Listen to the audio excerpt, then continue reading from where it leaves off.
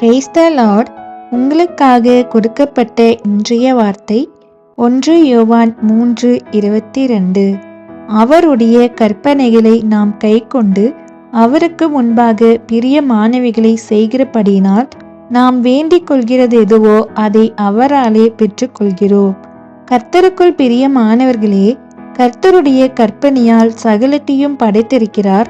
அவருடைய கற்பனைகள் ஆழமானவைகள், அவருடைய கற்பனைகள் அதிசயமானவைகள், அவருடைய கற்பனைகள் அற்புதமானவைகள் என்று இப்படி சொல்லிக்கொண்டே போகலாம். ஆனால் அவருடைய கற்பனைகளின்படி நாம் நடக்க வேண்டும். இன்றைக்கு நம்முடைய கற்பனைகளை நினைக்கிறோம்.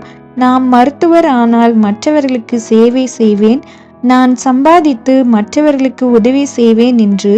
இதுபோல்தான் நம்முடைய தேவனுடைய கற்பனையும் இருக்கிறது. அது என்னவென்றால், என்னுடைய மகன் மகள் பாவம் செய்யாமல் நான் காண்பிக்கும் செம்மையான வழிகளில் நடக்க வேண்டும். அவருடைய வேதத்தை வாசித்து இரவும் பகலும் அதில் தியானமாக இருக்க வேண்டும்.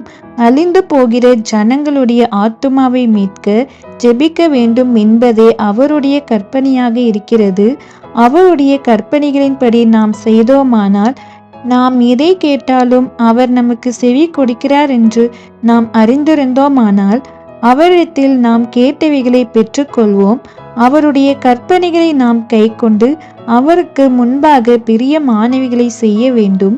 அப்பொழுது நாம் வேண்டிக் கொள்கிற காரியங்களை அவராலே பெற்றுக்கொள்வோம். நாம் கர்த்தருக்கு பிரியமானவர்களாய் இருக்கும்போது நாம் நினைப்பதற்கும் மேலான காரியங்களை செய்வார்.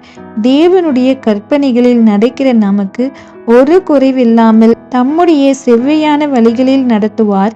விசுவாசியுங்கள், நம்முடைய சர்வ வல்லமையுள்ள தேவனுடைய மகிமையை காண்பீர்கள். கர்த்தர் நம்முடைய ஒவ்வொரு வாழ்விலும் பெரிய காரியங்களை செய்வார். ஆமேன்.